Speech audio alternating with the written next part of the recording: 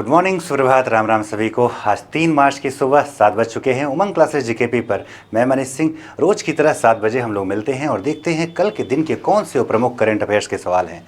तो चलिए जरा देखा जाए आज के प्रमुख सवाल कौन है जो आपकी परीक्षा की दृष्टि से बहुत ही ज़्यादा महत्वपूर्ण होने वाले हैं। देखते हैं जरा पहला सवाल क्या कह रहा है। तो पहला सवाल कह रहा है कि पाक्यांग हवाई अड्डे का नाम बदलकर त्रिलोचन पोखरेल के नाम पर रखा गया, यह कहाँ है। तो पहली बात कि लिख रहा है कि पाक्यांग हवाई अड्डा, तो क्या यह हवाई अड्डा अंतर्राष्ट्रीय है कि घरेलू है। तो यह अंतर्राष्ट्रीय हवाई अड्डा एक घरेलू हवाई अड्डा है, यानी कि अंतर्राष्ट्रीय हवाई अड्डा नहीं है। यहाँ इस बात को भी जानेंगे कि पूरे पूर्वोत्तर भारत में सिर्फ एक ही पूरे पूर्वोत्तर भारत की अगर बात करते हैं तो पूरे पूर्वोत्तर भारत में एकमात्र अंतर्राष्ट्रीय हवाई अड्डा गुवाहाटी में है, जिसका नाम किसके नाम पे है तो गोपीनाथ बारदोलोई के नाम से। याद रखिए किसका नाम, गोपीनाथ बारदोलोई, इनके नाम से स्थापित गुवाहाटी में एकमात्र अंतर्राष्ट्रीय हवाई अड्डा है। इसके अतिरिक्त कुछ और भी हवाई अड्डे हैं जो अंतर्राष्ट्रीय तो नहीं हैं पर अंतर्राष्ट्रीय सेवा के साथ चलते हैं। जैसे कई बार पूछा है कि अगरतला के हवाई अड्डे का नाम क्या है, तो याद रखिएगा क्या नाम, महाराजा वीर विक्रम सिंह। क्या नाम है, महाराजा वीर विक्रम। ये अंतर्राष्ट्रीय हवाई अड्डा नहीं बल्कि अंतर्राष्ट्रीय सेवाओं के साथ चलता है, जो कि कहाँ पर है, अगरतला में है। कहाँ पर, अगरतला में है। ठीक है, हमारा सवाल क्या था, हमारा सवाल ये था कि इस हवाई अड्डे का नया नाम त्रिलोकन पोखरेल के नाम पे रखा गया है। ये कौन से राज्य में है, तो ये किस राज्य में है, सिक्किम में है। जानिएगा कौन सा, सिक्किम। कौन से राज्य में है, सिक्किम राज्य में। एक कौन सा हवाई अड्डा, पाक्यांग हवाई अड्डा, जिसका नया नाम त्रिलोचन पोखरेल हो गया है। पूर्वोत्तर भारत से आजकल परीक्षाओं में एक सवाल कई बार आ चुका है। मैंने हाल ही की जो परीक्षाएं देखी, जैसे कि जो लोग केवीएस एनवीएस दे रहे थे, तो एक शिफ्ट में पूछा हुआ सवाल था कि स्टैच्यू ऑफ वेल्लोर का संबंध कहाँ से है। किसकी बात किया जाए, स्टैच्यू ऑफ वेल्लोर का संबंध कहाँ से है। तो याद रखिएगा स्टैच्यू ऑफ वेल्लोर का संबंध असम से है। ठीक है, कहाँ से, असम से है, जिसमें वेल्लोर के योद्धा, ठीक, जिनका नाम प्रमुख रूप से फूकन के नाम से जाना जाता है, उनकी मूर्ति बनी हुई है। कहाँ पे, असम में, जिसको स्टैच्यू ऑफ वेल्लोर कहते हैं। खैर पहले सवाल की अगर जवाब की बात करते हैं तो जवाब क्या होता है, सिक्किम। चलिए अगला सवाल देखते हैं क्या कह रहा है। दूसरा सवाल, भारत का पहला स्टेट इनोवेशन मिशन हाल ही में कहाँ लॉन्च किया गया है। तो पहली बात, किसके तहत लॉन्च हुआ है, तो लॉन्च हुआ है अटल नवाचार मिशन के तहत। अब ये अटल नवाचार मिशन ठीक कौन चलाता है, तो इसका संचालन करता है कौन, तो नीति आयोग है। कौन सा आयोग की बात कर लिया जाए, नीति आयोग है। अब नीति आयोग की बात आई है तो कब स्थापित हुआ, तो 1 जनवरी 2015 को। इसकी स्थापना कब, 1 जनवरी 2015 को। वर्तमान में इसके उपाध्यक्ष कौन हैं, तो वर्तमान में उपाध्यक्ष हैं के सुमन बेरी। नाम याद रखिएगा, के सुमन बेरी। ठीक, लेकिन जो आपसे पूछा जा सकता है, जो हालिया सब्जेक्ट है क्या, कि इसकी एक एक्टिंग यानी कि कार्यकारी सीईओ बनाई गई हैं, जिनका नाम क्या है, निधि छिब्बर। क्या नाम है, निधि छिब्बर, जो कि रह चुकी हैं क्या, तो सीबीएसई की निदेशक रह चुकी। क्यों बनाया गया है, क्योंकि वीवीआर सुब्रमण्यम जो कि इसके पहले सीईओ हुआ करते थे, ठीक है, उनका कार्यकाल समाप्त हुआ, तो अभी नए सीईओ का अस्थायी चयन नहीं हुआ, तब तक के लिए किसको बनाया गया है, निधि छिब्बर को। यहाँ पूछा है कि किस राज्य ने, तो जिस राज्य ने नवाचार में सबसे ज़्यादा उन्नति किया है वो राज्य कौन सा, तो पूर्वोत्तर भारत का राज्य जिसकी बात कर लिया जाए, त्रिपुरा। किसकी बात, त्रिपुरा। त्रिपुरा की बात की है तो यह भी जानेंगे कि त्रिपुरा के मुख्यमंत्री कौन है, तो मणिक साहा। कौन है, तो याद रखिएगा मणिक साहा यहाँ के क्या हैं, ठीक है, मुख्यमंत्री हैं। त्रिपुरा में सीटों की, विधानसभा सीटों की अगर संख्या बात की जाए तो कितनी सीटें हैं, 60 सीटें हैं। कहाँ पर, त्रिपुरा में। तो जवाब क्या हो गया, भारत का पहला स्टेट इनोवेशन मिशन कहाँ पे, त्रिपुरा में। अगला सवाल देखते हैं।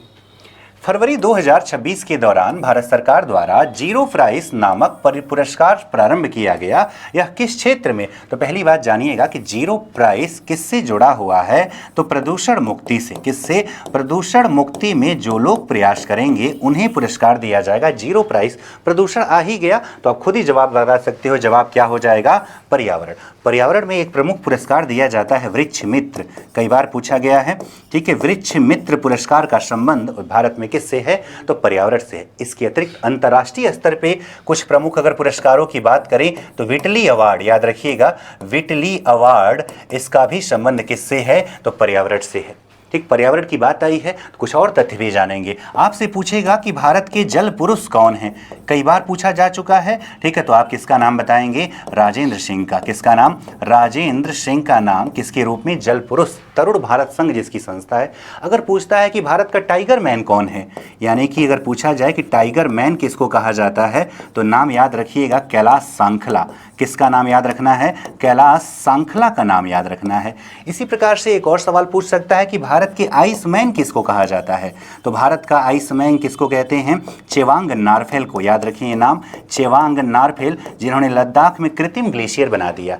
इसके अतिरिक्त एक और सवाल फॉरेस्ट मैन पूछा जाए, फॉरेस्ट मैन पूछा जाए तो किसका नाम? जाधव मोलाई पयांग का। किसका नाम याद रखिएगा? जाधव मोलाई पयांग, जिन्होंने ब्रह्मपुत्र की रेत में 1800 एकड़ क्षेत्र में जंगल तैयार कर दिया और उस क्षेत्र को मोलाई वन के नाम से जाना जाता है। बाकी बर्ड मैन तो आप जानते हैं डॉक्टर सलीम अली को कहा जाता है। चलिए जरा देखते हैं चौथा नंबर क्वेश्चन क्या कह रहा है। शून्य भेदभाव दिवस किस तिथि को मनाया जाता है? किसकी बात किया है? शून्य भेदभाव दिवस किस तिथि को? तो 1 मार्च को, जिसकी थीम इस वर्ष की रही है क्या? जनता सर्वोपरि। जनता सर्वोपरि जिसकी क्या रही है? थीम रही है। यह भी जानिएगा कि 1 मार्च को मनाया जाता है क्या? विश्व नागरिक सुरक्षा दिवस।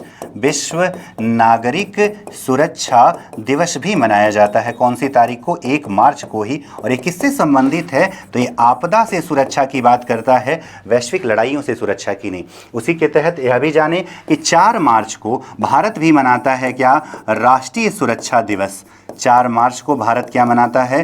राष्ट्रीय सुरक्षा दिवस मनाता है। तो जवाब हो गया क्या? 1 मार्च। चौथे का प्रश्न। अगला प्रश्न देखते हैं जरा।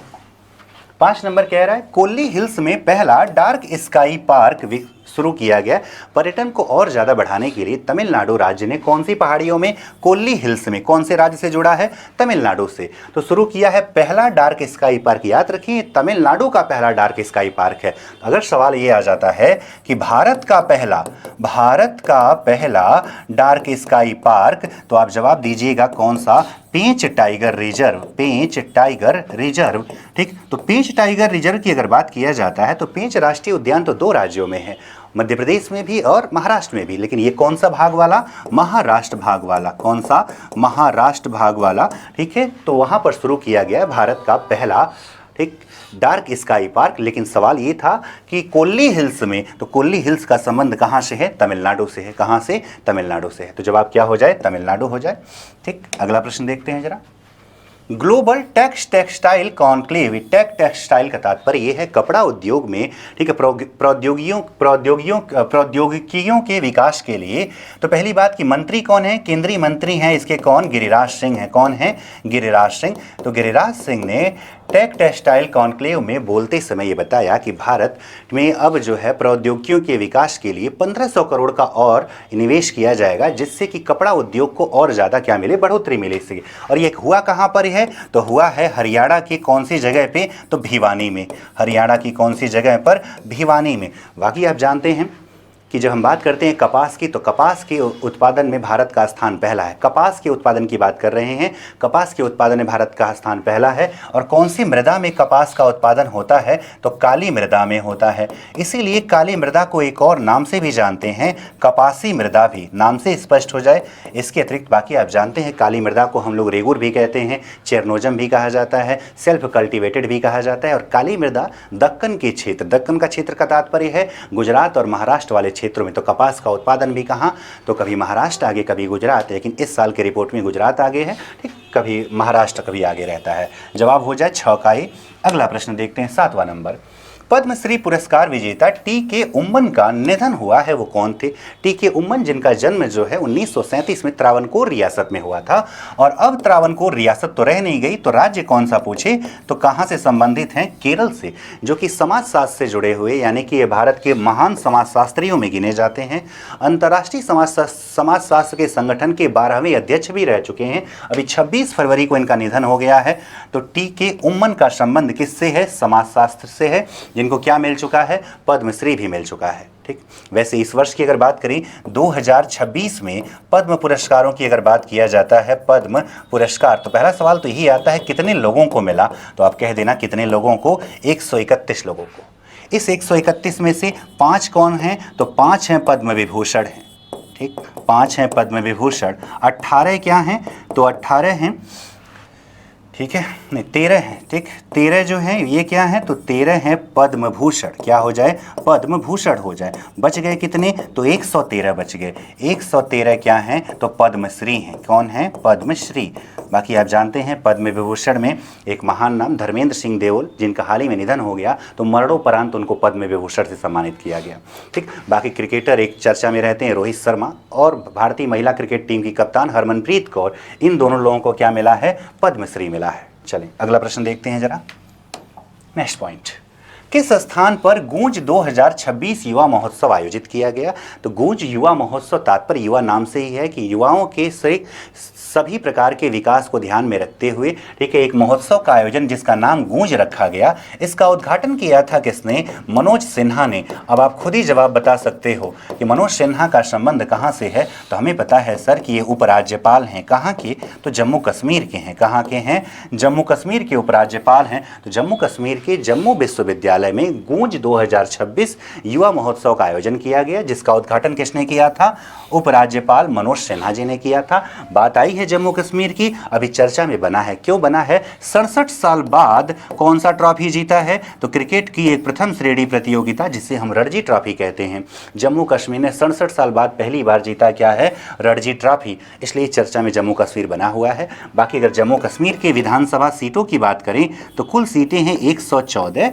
हालांकि इसमें से 24 सीटें किसके लिए आरक्षित कर दिया जाता है, पाकिस्तान ऑक्युपाइड कश्मीर, क्योंकि हम तो मानते हैं कि हमारा है, भले ही पाकिस्तान ने कब्जा कर लिया है। तो बची सीटें कितनी, 80 सीटें, कितनी सीट बची सीटें कितनी, 90 सीटें बच जाती हैं। तो इन 90 सीटों पे चुनाव करवाए जाते हैं, जहां पे वर्तमान में मुख्यमंत्री हैं उमर अब्दुल्ला। तो जम्मू कश्मीर के वर्तमान मुख्यमंत्री का नाम क्या है, उमर अब्दुल्ला, और उपराज्यपाल कौन है, मनोज सिन्हा जी हैं। चलिए अगला प्रश्न देखते हैं जरा। राजस्थान में स्थित प्रसिद्ध माउंट आबू का नाम बदलकर क्या रखा गया। माउंट आबू की जब बात कर रहे हैं तो इस बात को समझिएगा, चर्चा में क्यों आया, चर्चा में ये आया कि माउंट आबू वाले क्षेत्र में ही एक पर्वत का एक विशाल पर्वत का हिस्सा है माउंट आबू, जिसको हम कहते हैं अरावली, जो कि दुनिया की सबसे प्राचीन पर्वत है। अभी हाल ही में लेकर इसको बचाने के लिए, क्योंकि सुप्रीम कोर्ट ने कह दिया था कि जो भी पर्वत अरावली के 100 मीटर से नीचे होंगे उन्हें अरावली का हिस्सा नहीं माना जाएगा। उसके बाद जगह जगह आंदोलन और प्रदर्शन हुए अरावली बचाने को लेकर, तब फिर से अपने निर्णय की समीक्षा करनी पड़ी और ये नियम हटाना पड़ा। अरावली का एक पार्ट है माउंट आबू। माउंट आबू पर्वत पर एक मंदिर भी बना है जिसका नाम है क्या, दिलवाड़ा जैन मंदिर। क्या नाम है, दिलवाड़ा जैन मंदिर। कई बार परीक्षाओं में पूछा है कि इस मंदिर का निर्माण किसने करवाया है, तो आप बताइएगा किसने, विमल शाह उर्फ विमल वराही ने कराया है। विमल शाह ये कौन थे, तो सोलंकी वंश के राजा भीम प्रथम के प्रधानमंत्री विमल शाह ने करवाया था। अब इस माउंट आबू का नाम जो है अंबुराज कर दिया गया है। क्या कर दिया गया है, अंबुराज कर दिया गया है। ठीक है, ठीक, अच्छा अबूराज है, याद रखिएगा, अंबुल यहाँ लिख दिया है, नेक्स्ट सी वाला ऑप्शन अबूराज क्या हो जाए जवाब, ठीक है, अबूराज इसका जवाब हो जाए। ठीक, चलिए अगला प्रश्न देखते हैं जरा। दुनिया की सबसे पुरानी चट्टानी कला किस देश में खोजी गई। वैसे तो भारत में भी पुरानी चट्टानी कला है जो कि 30,000 वर्ष पुरानी है। कितने वर्ष, 30,000 वर्ष पुरानी। कहाँ से खोजी गई थी, तो मध्य प्रदेश के भीमबेटका से, और इसको तो यूनेस्को की विश्व विरासत सूची में भी शामिल किया गया है। भीमबेटका कहाँ पर है, मध्य प्रदेश में। लेकिन हाल ही में, ठीक है, सुलावेसी द्वीप। अब सुलावेसी द्वीप का संबंध कहाँ से है, तो सुलावेसी द्वीप हिस्सा है किसका, इंडोनेशिया का। सुलावेसी द्वीप पर एक चट्टान में, ठीक, एक हाथ की छाप बनी हुई मिली है। हाथ की छाप बनी हुई मिली है जिसका समय बताया जा रहा है 67,800 वर्ष पुराना है। तो एक पुरानी चट्टान पर क्या खोजा गया है, तो सबसे पुरानी चट्टानी कला कहाँ खोजी गई, इंडोनेशिया में। कौन से द्वीप पर, सुलावेसी पर। क्या बना है, हाथ की छाप बनी है। कितना पुराना है, 67,800 वर्ष क्या है, पुराना। इंडोनेशिया की बात करते हैं तो पूछेगा सवाल, दुनिया में सर्वाधिक ज्वालामुखी कहाँ आते हैं, तो जवाब क्या बताइएगा, इंडोनेशिया बताइएगा। ठीक, तो ये हो गए आपके 10 सवाल। कल हमने आपसे प्रश्न पूछा था कि उत्तर प्रदेश पुलिस बल में अग्निवीरों को कितना प्रतिशत का आरक्षण प्राप्त है, तो आप में से अधिकांश नहीं, सभी ने सही जवाब दिया था। कितना परसेंट, 20% आरक्षण किसको मिला हुआ है, जो पूर्व अग्निवीर हैं, यानी कि जो 4 वर्ष अग्निवीर में नौकरी करने के बाद वापस आएंगे, उन्हें उत्तर प्रदेश पुलिस बल में शामिल होने के लिए 20% का आरक्षण क्या किया जाएगा, प्रदान किया जाएगा। ठीक, आज का प्रश्न क्या है, तो आज का प्रश्न है कि उत्तर प्रदेश की निम्नलिखित किस योजना का संबंध बाल उन्मूलन से है? विश्वकर्मा श्रम सम्मान की, मुखबिर योजना की, नया सवेरा की, कौशल सतरंग? चारों ऑप्शन देखिएगा, उत्तर कमेंट बॉक्स में लिखिएगा। ठीक, जितने लोग भी देख रहे हैं सभी लोग उत्तर दीजिएगा। आज के सेशन के ये 10 प्रमुख करंट अफेयर के सवाल रहे। हम रोज इसी तरह मिलेंगे और आपके पिछले दिन के सभी उन 10 सवालों को देखेंगे जो आपकी परीक्षा की दृष्टि से महत्वपूर्ण हैं। वीडियो को लाइक करिए, ज़्यादा से ज़्यादा लोगों तक पहुँचाइए। जो लोग नहीं जुड़ पा रहे हैं उनको भी बताइए कि उमंग क्लासेस जेकेपी एक नई शुरुआत हुई है, ठीक है, जहां पर बहुत ही अनुभवी अध्यापक अलग अलग सब्जेक्ट पढ़ा रहे हैं, जहां मैं खुद आपको जीएस और करंट अफेयर पढ़ा रहा हूं। कुछ लोग मुझे जान रहे होंगे, कुछ लोग नहीं जान रहे होंगे, लेकिन आप जुड़ेंगे तो आपको लगेगा कि जो पढ़ रहे हैं वो काम का। मुख्य बात यह है कि कम समय में, ठीक है, मात्र आपका 10 से 12 मिनट और आपके दिन भर के वो सवाल पूरे जो आपकी परीक्षा के दृष्टि से महत्वपूर्ण हो सकते हैं। तो चलिए, तो आज की सेशन में बस इतना ही। मिलते हैं कल कुछ नए तथ्यों के साथ। धन्यवाद।